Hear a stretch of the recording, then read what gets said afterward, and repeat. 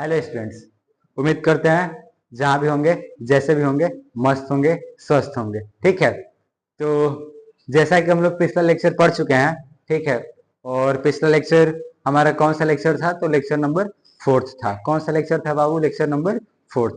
ठीक है। Lecture number 4 में हमने क्या डिस्कस किया था? तो आप कहोगे कि सर जी हमने लेक्चर नंबर 4 में आप हमें कीपिंग क्वाइट को एक्सप्लेन करके बताए थे। ठीक है। फिर से जरा बोर्ड पे ध्यान दीजिए, बोर्ड की तरफ। आज हमेशा की तरीके से तरह आज फिर से आपको याद दिला रहे हैं कि आज कीर्तिमान सीरीज का कौन सा डे है? Day number 5। वो भी किसका बाबू? तो सब्जेक्ट इंग्लिश का। तो सब्जेक्ट जो इंग्लिश है आपका, उसका आज डे कौन सा है? डे 5। ठीक है। यानी 5वां दिन है कीर्तिमान सीरीज का, वो भी इंग्लिश के लिए। ठीक है। तो कीर्तिमान सीरीज को मैं आज फिर से आपको याद दिला रहा हूँ, हर लेक्चर में याद दिला रहा हूँ कि भाई कीर्तिमान सीरीज आप लोग का, आपके घर का और आपके परिवार और जो भी है सबकी कीर्ति बढ़ाने के लिए क्या है? अग्रसर है, वर्क कर रहा है, कार्य कर रहा है, मेहनत कर रहा है। ठीक है। तो आप लोग भी जो चैनल है केमिस्ट्री बाय अमित सर, इसका कीर्ति बढ़ाने के लिए आप लोग भी क्या कर सकते हैं? तो इस चैनल को ज्यादा से ज्यादा सब्सक्राइब कर सकते हैं, लोगों के पास भेज सकते हैं, शेयर कर सकते हैं, कमेंट करिए, लाइक करिए। ठीक है। ताकि हम लोग का जो चैनल है उसका भी क्या हो? कीर्ति बढ़े। आप लोग का तो साथ साथ में बढ़ेगा ही, क्योंकि हम सारे लोग मिलकर आप लोग के लिए क्या कर रहे हैं? इतना वर्क तो कर रहे हैं। ठीक है। तो आप लोग के लिए जो कीर्तिमान सीरीज का जो क्या है? डे 5 है इंग्लिश के लिए। तो आज हम लोग क्या करने वाले हैं? तो सुन लीजिए बाबू, आज हम लोग क्या करने वाले हैं। तो लेक्चर नंबर 4 में मैंने आपको कीपिंग क्वाइट क्या किया था? एक्सप्लेन किया था। ठीक है। और ऐसा उम्मीद करते हैं कि आप सब लोगों को जो कीपिंग क्वाइट होगा वो समझ में आया होगा। ठीक है। हालांकि वो जो वीडियो है बाबू, वो लंबा रहा। हालांकि जो वीडियो रहा वो लंबा रहा, लेकिन मैं आपको बता दूं कि जो एक्सप्लेनेशन आप उसको पढ़ के पाओगे, पढ़ने के बाद से आप जो अनुभव करोगे, हम तो कहेंगे कि वो एक यूनिक क्या होगा? आपको अनुभव होगा। ठीक है। एक्सपीरियंस जो आप करोगे पढ़ने के बाद से, वो यूनिक होगा। आपको शायद ही वैसा फील मतलब हुआ हो पढ़ के उस चैप्टर को। तो पढ़िए उस लेक्चर को, ध्यान से पढ़िए। लंबा तो है, मैंने लिखा भी है लंबा होगा, लेकिन पछतावा नहीं होगा। एक्यूरेट आपको समझ में आएगा वो। ठीक है। तो एक बार उस वीडियो को जरूर पढ़ लीजिएगा। ठीक है। आज हम लोग क्या करने वाले हैं बाबू? तो आज हम लोग कीर्तिमान सीरीज के, बार बार मैं बोल रहा हूँ कीर्तिमान सीरीज, क्योंकि आप बार बार इसलिए बोल रहा हूँ ताकि आप जहन में बिठा लो कि आपके और आपके घर वालों का, आपके गांव का या आपका जो भी कहिए शहर का कीर्ति बढ़ाने के लिए ही खास कर कीर्तिमान सीरीज क्या है? चल रहा है। ठीक है। तो डे 5 पे हम लोग क्या करने वाले हैं बाबू? तो डे 5 पे कीर्तिमान सीरीज के डे 5 पे हम लोग क्या करने वाले हैं? तो जो कीपिंग क्वाइट हमारा जो क्या है चैप्टर है, कीपिंग क्वाइट। तो कीपिंग क्वाइट का हम लोग क्या करने वाले हैं? तो आज हम लोग कीपिंग क्वाइट का क्या करने वाले हैं? तो स्टांजा, जो स्टांजा है उसका एक्सप्लेनेशन, यानी स्टांजा बेस्ड जो क्वेश्चन है उसको करेंगे। फिर उसके बाद से क्या करेंगे सर? तो उसके बाद से सेंट्रल आइडिया, जो सेंट्रल आइडिया है उसको क्या करेंगे? उसको भी देखेंगे। ठीक है। तो माय मदर एट 66 हमने पढ़ाया था एक लेक्चर में, फिर उसके बाद अगले लेक्चर में उसके स्टांजा बेस्ड क्वेश्चन और सेंट्रल आइडिया एक्सप्लेन किए थे। आज भी सेम वैसा कार्य होगा। कीपिंग क्वाइट खत्म हो चुका है, अब हम लोग क्या करने वाले हैं? तो कीपिंग क्वाइट का स्टांजा बेस्ड क्वेश्चन करने वाले हैं सर, और फिर उसके बाद से क्या करेंगे? उसका सेंट्रल आइडिया एक्सप्लेन करेंगे। क्लियर? तो चलिए चलिए हम लोग क्या करते हैं? तो चलिए हम लोग क्या करेंगे? तो स्टांजा लिखेंगे सबसे पहले बोर्ड पे। नेक्स्ट स्लाइड पे हम लोग क्या करेंगे? तो देखेंगे स्टांजा। ठीक है। हम लोग क्या करेंगे? तो कीपिंग क्वाइट का एक स्टांजा हम लिखते हैं मस्त, उसके बाद से उससे रिलेटेड 3 क्वेश्चन करेंगे, लिखेंगे, फिर उसका हम लोग आंसर देंगे। ठीक है। तो क्वेश्चन लिखेंगे, आंसर देंगे। ठीक है। फिर उसके बाद से लास्ट में पिछले लेक्चर के समान ही आप लोग के लिए एक मस्त दमदार कड़क स्टांजा छोड़ के जाएंगे और 3 नन्हे मुन्ने क्वेश्चन छोड़ के जाएंगे। ठीक है। और आप इन तीनों क्वेश्चन का आंसर लिख लीजिएगा। ठीक है। तो चलिए हम आपके बोर्ड पे क्या करने वाले हैं? तो लिखने वाले हैं स्टांजा। स्टांजा, और ऐसा स्टांजा जिसके नीचे 3 छोटे छोटे क्वेश्चन लिखे होंगे। ठीक है। सेम आपके बोर्ड के एग्जाम के तरीके से। ठीक है। चलिए तो अगले बोर्ड पे हम क्या करने वाले हैं? तो स्टांजा लिखने वाले हैं। ठीक है बाबू।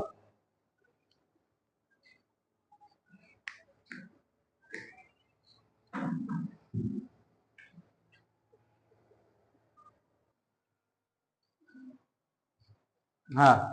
तो बाबू सुनिए, आप लोग के बोर्ड पे जैसा कि दिख रहा है, मैंने बोला कि स्टांजा लिख रहा है। ठीक है। स्टांजा आपके बोर्ड पे है, स्टांजा आपके बोर्ड पे है। स्टांजा के ऊपर एक बार अपने तेज तीखी नजरों को दौड़ाइए, लाइन बाय लाइन। ठीक है, मैं कह रहा हूं उसको सुनिए। बोर्ड पे अपने तेज तीखी लाइन आंखों को लाइनों पे क्या करिए, दौड़ाइए। देखिए जरा गौर से, देखिए जरा गौर से कि क्या आपने इस स्टांजा को पढ़ रखा है कहीं भी, मेरे द्वारा या किसी और के द्वारा, क्या आपने इसको पढ़ा है? अगर पढ़ा है तो जिसको गौर से देखिए, और पढ़ने के बाद से जो क्वेश्चन मैंने लिखा है, इस क्वेश्चन को आप क्या कर लीजिए, तो कॉपी पे लिख लीजिए, यानी स्क्रीनशॉट ले लीजिए वीडियो को रोक के, फिर उसके बाद से हम इस क्वेश्चन को करना स्टार्ट करेंगे। ठीक है, पहले इसका स्क्रीनशॉट ले लीजिए क्वेश्चन और स्टांजा का। हाँ, तो ठीक है, ले लिए होंगे तो ध्यान से सुनिए। पहली बात की मैं पिछले दिन बताया था कि सबसे पहले आप क्या करिए सर, तो सबसे पहले आप क्वेश्चन को पढ़िए सर। सबसे पहले स्टांजा अगर मिले तो स्टांजा में से पहले क्वेश्चन को पढ़ लीजिए। ठीक है, क्वेश्चन पढ़िए। तो फिर लोग कहते हैं कि सर स्टांजा थोड़ा सा एक्सप्लेन कर दिए, थोड़ा सा फास्ट बोलते हैं, ऐसे ठीक है चलो स्टांजा को थोड़ा सा फास्ट एक्सप्लेन कर देते हैं, फिर क्वेश्चन पढ़ेंगे। ठीक है, और कल के वीडियो में यानी पिछले वीडियो में मैं आपको इसका स्टांजा मतलब ये जो पोएट्री है उसको एक्सप्लेन करके आपको क्या किया था, बताया था। ठीक है, तो एक्सप्लेन करके बताए थे हम, तो उम्मीद करते हैं कि जो पढ़े होंगे उनको इस क्वेश्चन का आंसर पता होगा। ठीक है, चलिए गौर से देखिए इस स्टांजा को सर, देखिए इस स्टांजा को पढ़ा है आप लोगों ने, तो जरा इसको सुन लीजिए जल्दी जल्दी। लिखा है नाउ अब, now we will count to 12। Now अब वी विल हम लोग करेंगे काउंट मतलब गिनती करेंगे, टू 12 मतलब 12 तक। अब हम लोग 12 तक गिनती करेंगे। And we will all keep still, and और वी विल मतलब हम लोग होंगे, वी ऑल मतलब सभी, कीप मतलब रखेंगे, स्टिल मतलब स्थिरता, और हम सब लोग क्या रखेंगे, स्थिरता रखेंगे। यानी कह रहे हैं कि अब हम लोग 12 तक गिनेंगे और हम सब लोग अब क्या हो जाएंगे, स्थिर हो जाएंगे। अब हम लोग 12 तक गिनेंगे और हम सब लोग क्या हो जाएंगे, बिल्कुल स्थिर हो जाएंगे। चलिए आगे देखिए, बिल्कुल की आल के पिस्टल मतलब बिल्कुल ही क्या हो जाएंगे, स्थिर हो जाएंगे। फिर अगली लाइन है फार वंस, केवल एक बार के लिए, फार वंस केवल एक बार के लिए, on the face of earth, on the face मतलब चेहरे पर, ऑफ द अर्थ मतलब इस दिस अर्थ यानी इस धरती के चेहरे पर। ठीक है, जो द होता है बाबू, जो द होता है वो दिस और डैट का क्या होता है, तो वीक फॉर्म होता है। क्या होता है बाबू, वीक फॉर्म होता है। वीक फॉर्म मतलब समझते हैं, वीक फॉर्म मतलब होता है कमजोर रूप, यानी जहां पे आप दिस डैट नहीं यूज करते वहां पे आप क्या यूज करते हो, द। यानी जो द है उसका मीनिंग दिस भी हो सकता है और डैट भी हो सकता है। अगर लिखा जाए द अर्थ, तो द अर्थ का मतलब आप क्या बोलोगे बाबू, रिलैक्स होकर सुनो। द अर्थ का मतलब क्या है, द मैंने अभी बोला कि द का आप मीनिंग दिस भी ले सकते हो और डैट भी ले सकते हो, और प्लूरल में आप इसको दिस और क्या कर सकते हो, दोज भी ले सकते हो। रिलैक्स होकर सुनिए, द को आप दिस डैट या दोज या दिस या दोज क्या कर सकते हो, ले सकते हो। ठीक है, डैट को आप ऐसे लगा लो, डैट को दोज के साथ और दिस को दिस के साथ। ध्यान सुनिए, अगर कहीं पे लिखा है द अर्थ, ऐसे स्टांजा में ये लिखा है इसीलिए इसको ले रहे हैं। अगर लिखा है द अर्थ, तो द अर्थ मतलब दिस अर्थ। दिस अर्थ क्यों बोलेंगे बाबू, दिस मतलब क्या होता है, यह होता है। क्या होता है, यह। और यह क्यों लगाते हैं सर, तो यह का मतलब होता है जब चीज समीप में होता है ना, तो उसको इंडिकेट करने के लिए। मतलब यहाँ पे तो वो अगर दिस लगाए, दिस अर्थ, तो वहां पे जो दिस है वो क्या हो जाएगा, डिमोन्स्ट्रेटिव एडजेक्टिव हो जाएगा, लेकिन संकेत कर रहा है, सीधी सी बात है। ठीक है, तो यह का मतलब क्या है, यह का मतलब क्या है, यह का मतलब है समीप की वस्तु, यानी जो पास होती है उसके लिए क्या लगाते हैं यह। कोई वस्तु जो दूर होती है उसके लिए लगाते हैं कि वह। अगर जैसे ये बोर्ड है तो मैं बोलूंगा ना यह बोर्ड, यह बोर्ड। ठीक है, लेकिन अगर कोई चीज दूर है, जैसे फोन है और मैं हूं, जैसे दूर है हम लोग, ठीक है, तो मैं बोलूंगा कि वह फोन। ठीक है, तो कहने का मतलब है कि समीप के लिए हम क्या लगाते हैं, दिस, और दूर के लिए क्या लगाते हैं, दैट। और वही अगर समीप की वस्तु है और ज्यादा है, एक से ज्यादा है, तो उसके लिए दिस लगा लेते हैं, और दूर की वस्तु है और एक से ज्यादा है तो उसके लिए हम क्या लगा लेते हैं, दोज लगा लेते हैं। तो मैं यह कह रहा हूं कि द का मतलब क्या होता है, द का मतलब दिस डैट दिस दोज कुछ भी हो सकता है सेंस के अनुसार। तो यहाँ पे लिखा है कि द अर्थ, द अर्थ का मतलब दिस अर्थ, द अर्थ का मतलब दिस अर्थ। क्यों दिस लिए, क्योंकि अर्थ हमारे पास क्या है, समीप है ना, उसके ऊपर ही तो खड़ा है ना सर। जब समीप है तो वहां पे हम अर्थ उसका क्या लेंगे, दिस अर्थ। क्या लेंगे, दिस अर्थ। लेकिन एक बात आप सोचो जरा, सोचो सोचो जरा, सोचो, अगर हम बोलते हैं the sun, the sun, the sun मतलब दिस सन या डेट सन। दिस मतलब तो यह सूर्य होता है, देखिए तो जरा, सूर्य आपके पीछे खड़े हैं क्या? नहीं सर, सूर्य हमारे पीछे तो खड़े नहीं है। सूर्य तो हमसे क्या है, बहुत दूर है। इसका मतलब आप जो बोलते हो द सन, इसका मतलब आप वहां पे क्या बोलते हो, डैट सन। क्या बोलते हो, डैट सन, वह सूर्य। समझ में आया? तो जो द होता है उसका भी मीनिंग होता है सर। द होता है, जो द वर्ड है उसका भी क्या होता है, मीनिंग होता है दिस डैट या दोस्त, दिस दोस्त। ठीक है, अगर द बॉयज लिखा है तो द बॉयज का मतलब ये लड़के या वे लड़के, ये लड़के या वे लड़के, आप वहां पे फिक्स कर रहे हो सर। ठीक है, तो इसको आप ऐसा अनदेखा ना करें कि द लिखा है तो उसका मतलब तो कुछ नहीं है सर। नहीं, द का मतलब दिस अर्थ, द का मतलब दिस अर्थ। ठीक है, डायरेक्शन मतलब वह सूर्य। ठीक है, पास में थोड़ी ना, वो तो दूर है ना, वो भी एक है, इसीलिए उसके लिए हम डैट बोल रहे हैं, यानी वह सूर्य। ठीक है, चलिए हम इस पे चर्चा न करते हुए हम अपने स्टांजा पे आते हैं। कहोगे क्या सर आप भी ना, अरे बाबू क्या करें, फितरत है। ठीक है, जब तक समझाते नहीं तब तक मानेंगे नहीं। ठीक है, सुनिए। तो हमने पढ़ा कि now we will count up to 12। अब हम लोग 12 तक गिनेंगे and we will all keep still, और हम सब लोग स्थिर हो जाएंगे। ऐसा पैब्लो नेरुदा साहब कहते हैं। ऐसा कौन कहते हैं, पैब्लो नेरुदा साहब कहते हैं। आगे सुनिए। फॉर वंस, केवल एक बार के लिए, ऑन द फेस ऑफ अर्थ, इस धरती के चेहरे पर। तो मैंने कल बताया था कि ऑन द फेस ऑफ अर्थ मतलब इस धरती के धरातल पर। फेस का मतलब क्या है, धरातल से है। ठीक है, तो for once on the face of earth यानी केवल एक बार के लिए इस धरती के धरातल पर। लेट्स, चलो, नॉट स्पीक मतलब नहीं बोले, इन एनी लैंग्वेज मतलब किसी भी भाषा में। तो केवल एक बार के लिए चलो इस धरती के धरातल पर कोई भी भाषा नहीं बोले।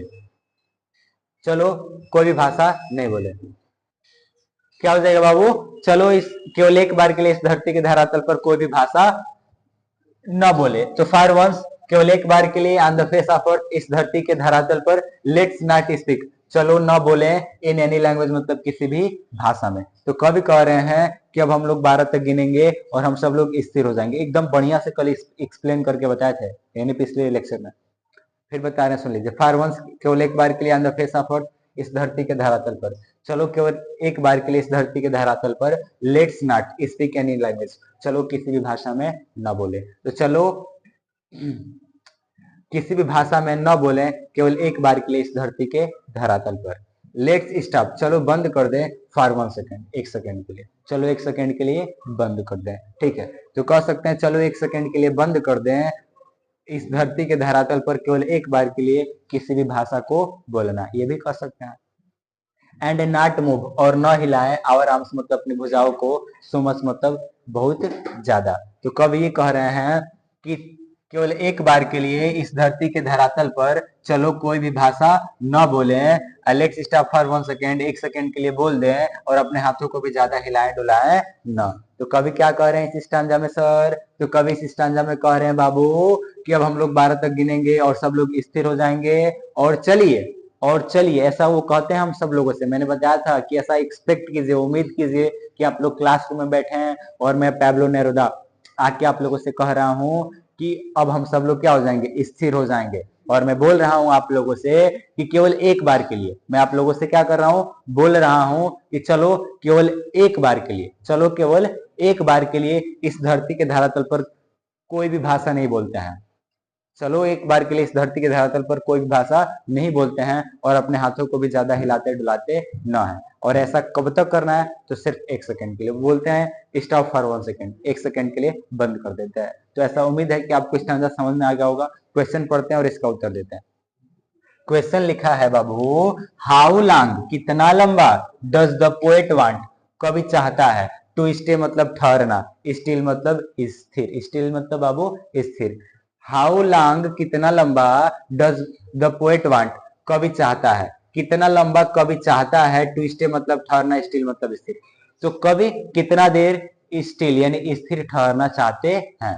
आप रिलैक्स होके, अभी मैंने बोला कि कवि क्या चाहते हैं बाबू, तो कवि एक सेकेंड के लिए, एक बार के लिए और एक सेकेंड के लिए क्या करना चाहते हैं, स्थिर रुकना चाहते हैं या ठहरना चाहते हैं। तो आप आंसर क्या लिखोगे सर, तो आपके दिमाग में तो आ गया होगा सर कि कवि क्या चाहते हैं, तो कवि एक सेकेंड के लिए ठहरना चाहते हैं। डायरेक्ट एकदम सीधा सा, कोई स्टेप्स नहीं लेना, एकदम सिंपल सा आंसर है।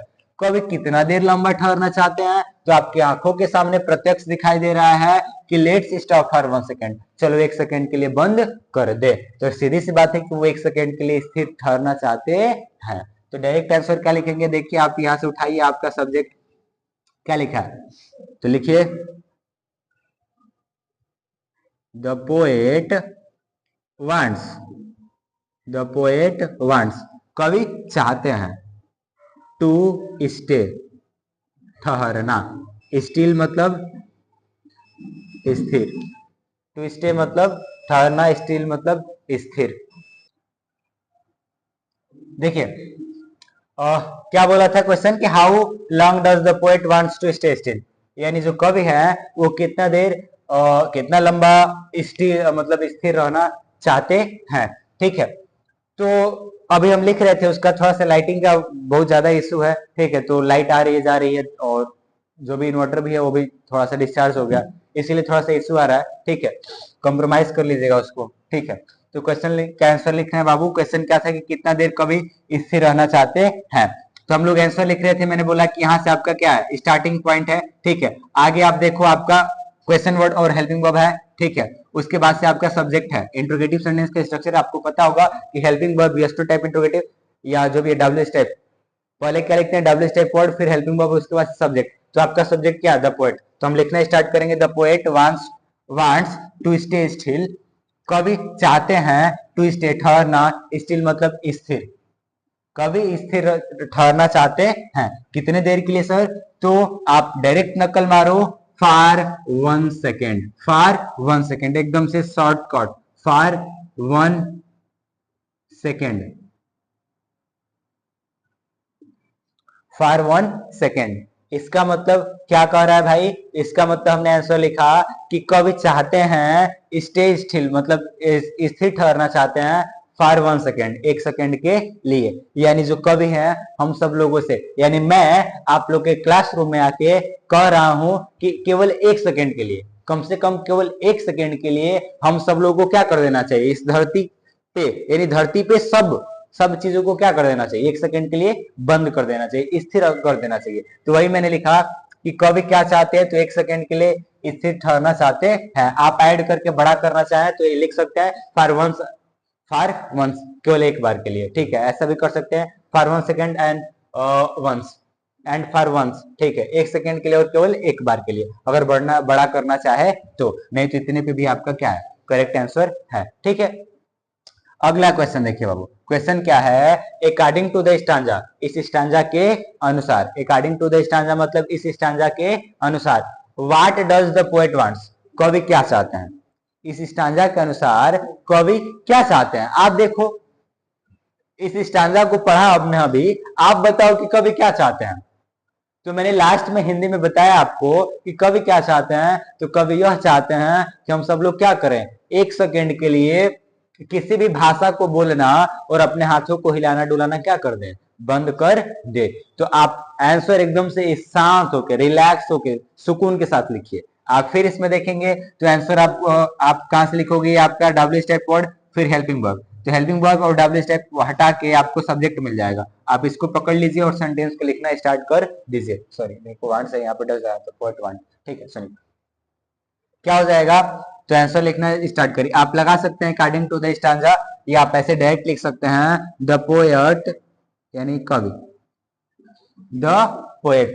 ठीक है, द पोएट, अब यहाँ पे आ जाएगा wants, the poet wants to, the poet wants to, कवि चाहते हैं, कवि चाहते हैं, क्या चाहते हैं भाई, तो कवि चाहते हैं कि हम लोग क्या कर दें, हम लोग क्या कर दें, तो 1 सेकेंड के लिए हम सब लोगों को, ऐसा वो चाहते हैं कि हम सब लोगों को क्या कर देना चाहिए, हम सब लोगों को 1 सेकेंड के लिए, केवल एक बार के लिए, 1 सेकेंड के लिए इस धरती के धरातल पर कोई भी भाषा बोलना और अपने हाथों को हिलाना डुलाना बंद कर देना चाहिए। आंसर लिखिए, the poet to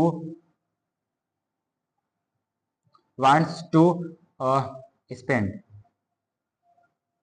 want to spend, कवि क्या करना चाहते हैं, व्यतीत करना चाहते हैं। Poet wants to spend some time, spends wants to spend some time in stillness. ये एकदम से आपका शॉर्ट आंसर है, मतलब एकदम छोटा सा आंसर है कि the poet wants to spend, कभी चाहते हैं, टू स्पेंड मतलब व्यतीत करना चाहते हैं, सम टाइम मतलब कुछ समय को, इन स्टिलनेस मतलब स्थिरता में, कभी कुछ समय को स्थिरता में व्यतीत करना चाहते हैं। यहाँ पे सम टाइम की जगह पे लिख सकते हैं फॉर 1 सेकेंड इन स्टिलनेस। ठीक है, ऐसा भी लिख सकते हैं अगर आप चाहें, अगर आप चाहें कि इसको हम बड़ा करके लिखेंगे सर, तो वो भी तरीका है सर हमारे पास, वो जो हमने अभी हिंदी में बताया। ठीक है, आप उसको वैसे लिखेंगे सर, ये देख लीजिए। अगर ऐसा, अगर इतना छोटा लिखना चाहते हैं तो आप क्या लिखोगे, द पोएट, ये आंसर है। ठीक है, आप लिख सकते हैं the poet wants to spend some time in stillness, कभी कुछ समय स्थिरता में व्यतीत करना चाहते हैं। ठीक है, अगर आप बड़ा करना चाहें तो बड़ा कैसे करेंगे, देखिए, आप बड़ा करना चाहें तो ऐसे कर सकते हैं, इसको लिखेंगे थोड़ा सा अपने लहजे, अपने हिसाब से। क्या लिखेंगे, the poet advise, the poet advises, कवि सलाह देते हैं, the poet advises every human, every human being, every human being, advises every human beings, कवि क्या चाहते हैं, कवि क्या करते हैं, तो एडवाइजेस सलाह देते हैं, एवरी ह्यूमन बीइंग्स प्रत्येक प्राणी को, यानी प्रत्येक मनुष्य, यानी प्रत्येक मनुष्य को क्या सलाह देना चाहते हैं, तो the poet advises every human beings to to stay, to stay still, to stay still, ठहरने के लिए चाहते हैं, मतलब सलाह देते हैं प्रत्येक मनुष्य को, क्या चाहते हैं, सलाह देते हैं टू स्टे स्टिल, स्थिर ठहरने का सलाह देते हैं। ठीक है, for 1 second, for 1 second, for 1 second, 1 second के लिए, एंड, एंड, और सलाह देते हैं and not, and not to, and not to, रुकिए इसको हटा के ऊपर वाले आंसर लिखते हैं, या नीचे वाला क्वेश्चन आप लिख लिया है तो फिर से हम इस क्वेश्चन को लिख लेंगे बोर्ड पे। ठीक है, पहले इसके आंसर लिख लेते हैं।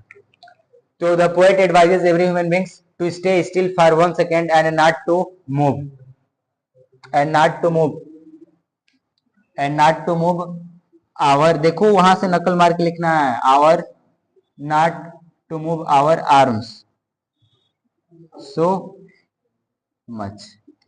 आप ऐसा लिख सकते हो कि the poet advises every human beings, कवि सलाह देते हैं प्रत्येक मानव, प्रत्येक मनुष्य को या प्रत्येक मानव को, टू स्टे स्टिल स्थिर ठहरने का, कवि क्या करते हैं, तो प्रत्येक मनुष्य को सलाह देते हैं स्थिर ठहरने का फॉर 1 सेकेंड, 1 सेकेंड के लिए, और क्या सलाह देते हैं, एंड, फिर देखो कंजक्शन है तो कंजक्शन के बाद से फिर आप जोड़ सकते हैं the poet advises every human beings to stay, advises not to move our arms, यानी कवि क्या सलाह देते हैं प्रत्येक मनुष्य को, तो इस स्थिर ठहरने का सलाह देते हैं 1 सेकेंड के लिए, and not move our arms so much, और अपने हाथों को ज्यादा न हिलाने डुलाने का, यानी कवि प्रत्येक मनुष्य को सलाह देते हैं कि हमें 1 सेकेंड के लिए स्थिरता में ठहरना चाहिए, और क्या करना चाहिए, अपने हाथों को ज्यादा हिलाना डुलाना नहीं चाहिए। ठीक है, तो आपका ये जो 2 क्वेश्चन है उसका ये आंसर हुआ। इसको आप 2 तरीके से लिख सकते हो, शॉर्ट तरीके से भी और लॉन्ग तरीके से भी आप क्या कर सकते हो, लिख सकते हो। ठीक है, तो चलिए हम जो तीसरा क्वेश्चन है इसको साफ करके हम तीसरा क्वेश्चन क्या करते हैं, लिखते हैं। ठीक है,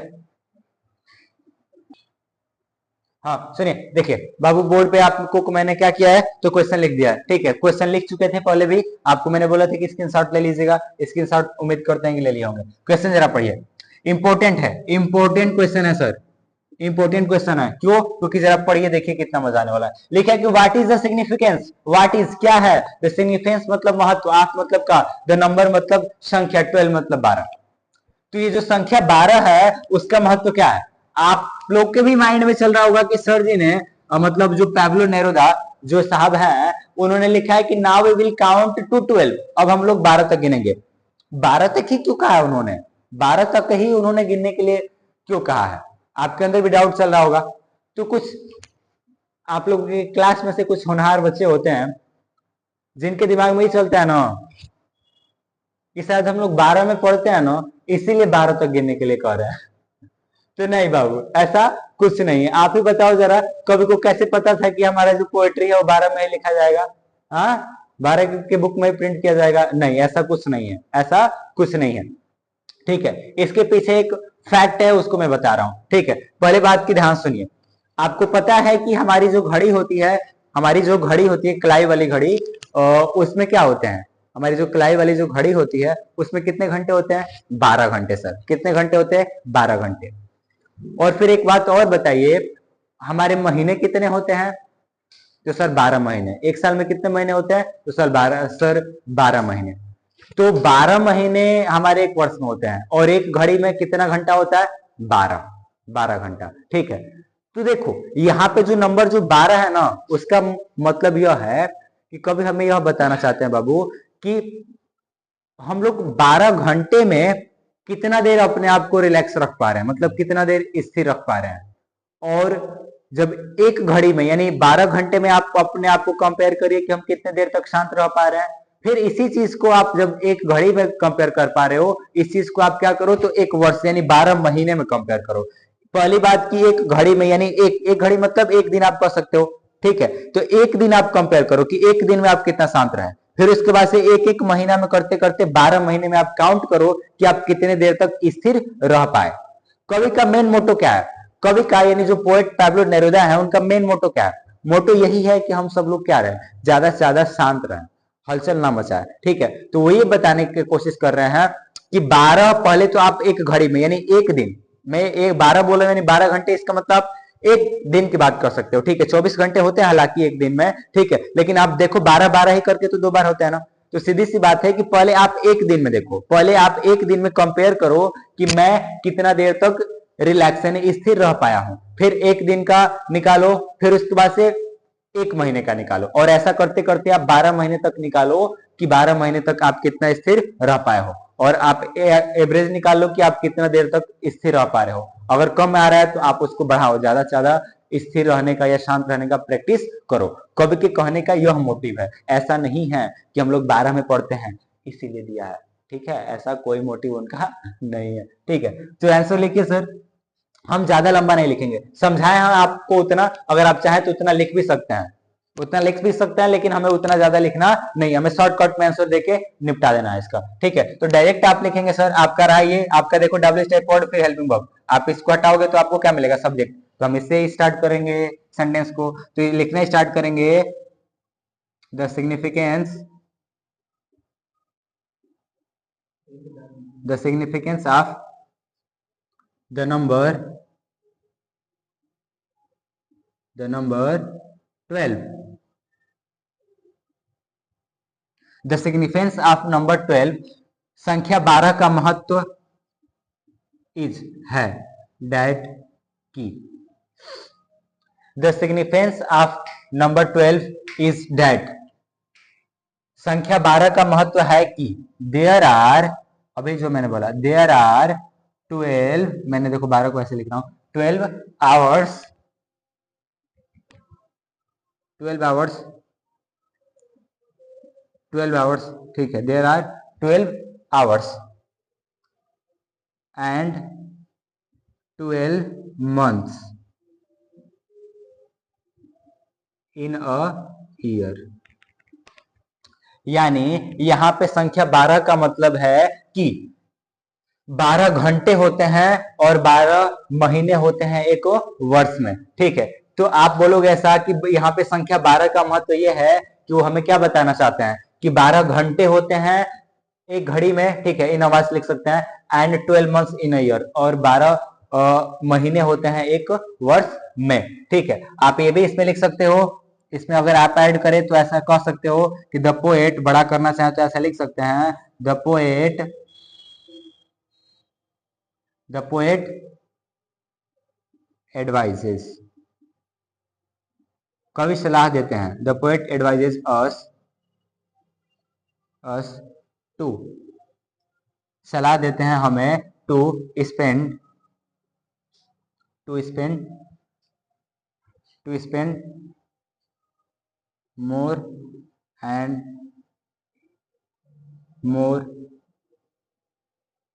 टाइम्स इन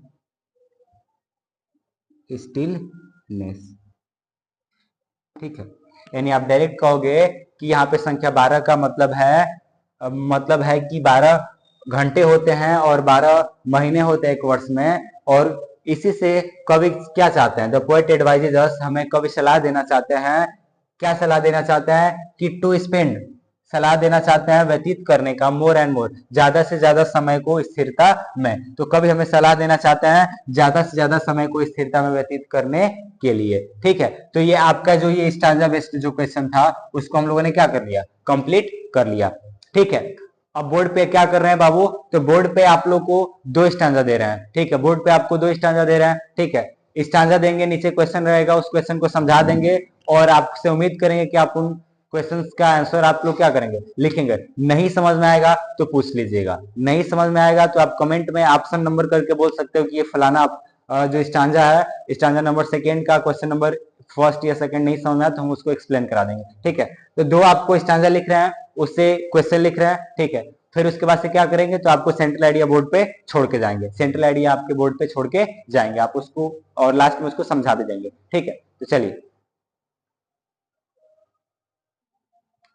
बाबू, तो आपको बोर्ड पे दिख रहा होगा कि मैंने क्या किया है, तो दो स्टांजा लिखा है। ठीक है, 2 स्टांजा मैंने बोर्ड पे क्या किया है, लिखा है। 2 स्टांजा मैंने लिखा है और 3 क्वेश्चन, इस स्टांजा में 3 क्वेश्चन है और ये जो स्टांजा उसमें 2 क्वेश्चन है। ठीक है, इस स्टांजा में 3 क्वेश्चन और इस स्टांजा में 2 क्वेश्चन। ठीक है बाबू, तो सुनो क्वेश्चन को जरा पढ़ लेते हैं। स्टांजा नंबर जो 2 है उसमें क्वेश्चन क्या पूछ रहा है, क्वेश्चन पूछा है कि what does the poet expect, what does क्या करता है, द पोएट मतलब कवि, एक्सपेक्ट मतलब उम्मीद क्या करता है, टू मतलब से, द फिशरमैन मतलब मछुआरे से, एंड वाई और क्यों। तो कवि मछुआरे से क्या उम्मीद करता है और क्यों उम्मीद करता है, तो पढ़िए इसको सर कि क्या उम्मीद करता है और क्यों उम्मीद करता है। आप उसको पढ़ने पे पाएंगे कि जब सब कुछ शांत हो जाएगा तो मछुआरे ठंडे समुद्र में मछलियों को नुकसान नहीं पहुंचा पाएंगे और वह व्यक्ति जो नमक इकट्ठा करता है वो अपने जख्मी हाथों पे देख पाएगा। ठीक है, तो ये इसका उत्तर मतलब क्या बोलते हैं, इसका सारांश था, मतलब आप कह सकते हो मीनिंग था। तो क्वेश्चन क्या है कि कवि मछुआरे से क्या चाहता है और क्यों चाहता है। अगला क्वेश्चन है कि what will the man gathering salt do, जो नमक इकट्ठा करता हुआ व्यक्ति है वो क्या कर पाएगा, नमक इकट्ठा करता हुआ व्यक्ति क्या कर पाएगा। तो आप देखो अभी मैंने बताया कि नमक इकट्ठा करता हुआ व्यक्ति क्या कर पाएगा। फिर अगला क्वेश्चन है कि what moment is the poet talking of, किस क्षण के बारे में कवि बात कर रहा है।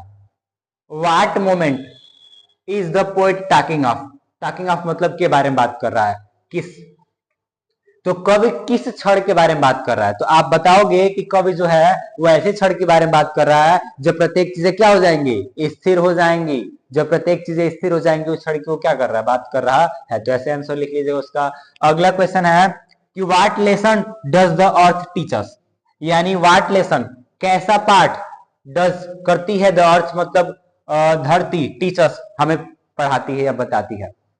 तो किस प्रकार का पाठ धरती हमें पढ़ाती है, द अर्थ मतलब मैंने बताया था वहां पे प्लांट से। ठीक है, तो पेड़ पौधे हमें कैसा पाठ पढ़ाते हैं, कैसा पाठ पढ़ाते हैं। आपको पता है मैंने बताया था कि शायद पेड़ पौधे हमें सिखा सकते हैं कि कैसे वे सब लोग प्रारंभ में मृतक प्रतीत होते हैं और बाद में क्या हो जाते हैं, जीवित सिद्ध हो जाते हैं। तो आप देख लीजिएगा क्यों क्या बताते हैं भाई, इसके आंसर दे दीजिएगा इस स्टैंजा को पढ़ के। फिर है कि what does the poet ask us to do, कवि हम लोगों से क्या करने को कहते हैं, कवि हमसे क्या करने के लिए कहते हैं। तो आप इसको पढ़िएगा कि भाई कि कवि हमसे क्या करने के लिए कहते हैं। क्लियर, इस स्टैंजा को पढ़िएगा और इसका आंसर दीजिएगा। ठीक है, तो बाबू क्वेश्चन को कर लीजिएगा, सारे क्वेश्चंस इंपॉर्टेंट है, प्रीवियस ईयर्स के आए हुए हैं किसी ना किसी सेट में। ठीक है, तो आपका ये क्वेश्चन स्टैंजा बेस्ड जो क्वेश्चन था वो ये रहा। ठीक है, हाँ तो सुनिए स्टैंजा बेस्ड जो क्वेश्चन होंगे आप देख लीजिए और इसका स्क्रीनशॉट ले लीजिए। ठीक है, इसका स्क्रीनशॉट ले लीजिए, स्क्रीनशॉट लेके रख लीजिए क्वेश्चंस का और इसका आंसर क्या कर लीजिएगा, कॉपी पे नोट कर लीजिएगा। ठीक है, तो अब हम क्या करने वाले हैं, तो अब सेंट्रल आइडिया लिख रहे हैं आपके बोर्ड पे। और उसको क्या कर लीजिएगा, आप उसको एक्सप्लेन करके बता रहे हैं, सेंट्रल आइडिया लिखवा दे रहे हैं बोर्ड पे, आप उस सेंट्रल आइडिया को कॉपी पे नोट कर लीजिएगा और याद कर लीजिएगा। ठीक है, छोटा सा है, मस्त सा है। ठीक है, चलिए नेक्स्ट बोर्ड पे हम सेंट्रल आइडिया लिख देते हैं, इसका स्क्रीनशॉट ले लीजिए बाबू आप। चलिए बाबू देखिए, सेंट्रल आइडिया हमने बोर्ड पे क्या किया है, लिख दिया, छोटा सा, एकदम से बड़ा सा नहीं है, छोटा सा है। ठीक है, आप इसका स्क्रीनशॉट ले लीजिए बाबू। तो चलिए स्क्रीनशॉट ले लिए हैं, तो थोड़ा सा जल्दी से इसको क्या कर लेते हैं, समझ लेते हैं। वैसे तो बहुत इजी है, बहुत इजी, आप ऐसे खुद पढ़ोगे तो समझ में आएगा। ठीक है, देखो सेंट्रल आइडिया कीपिंग पॉइंट का तो लिखा, मैंने भी बताया था पिछले लेक्चर में कि सेंट्रल आइडिया मतलब क्या होता है। सेंट्रल आइडिया मतलब होता है कि आप चाहे तो खुद से बना के लिख सकते हो, इसमें कोई दिक्कत नहीं। सेंट्रल आइडिया में क्या होता है बाबू, तो सेंट्रल आइडिया का मतलब ये होता है कि किस चीज के, यानी कौन सी ऐसी फैक्ट है जिसके अकॉर्डिंग ये पूरी की पूरी पोएट्री लिखी गई है, मतलब किसके इर्द गिर्द ये पूरी की पूरी पोएट्री घूम रही है। ठीक है, तो आपको भी पता है कि पोएट्री किसके इर्द गिर्द घूम रही थी।